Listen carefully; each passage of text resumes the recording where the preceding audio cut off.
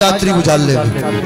और यही हुआ कि जैसे ही लौटने लगे तो उस समय उस देवी को याद आ गया, उस दासी को याद आ गया उसकी माता की बात को। बचपन में उसकी माता कहा करती थी कि बेटा अतिथि देवो भव, मातृ देवो भव, पितृ देवो भव, अतिथि देवो भव। ये अतिथि देव होते हैं।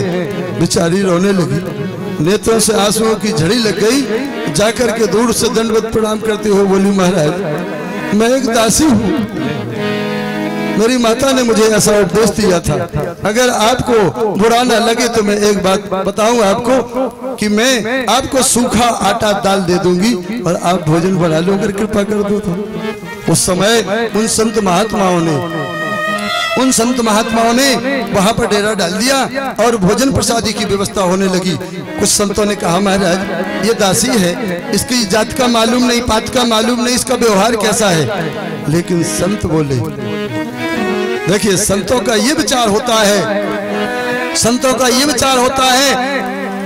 मंद करत जो करें भलाई, उमा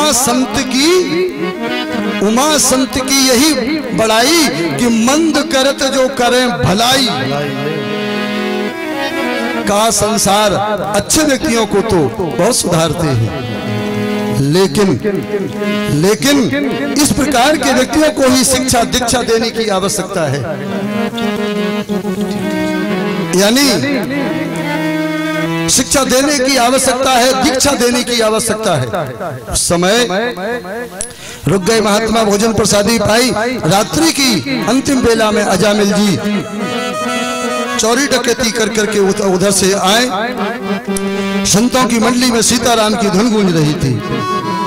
बोल दो जरा, गोविंद मेरो है।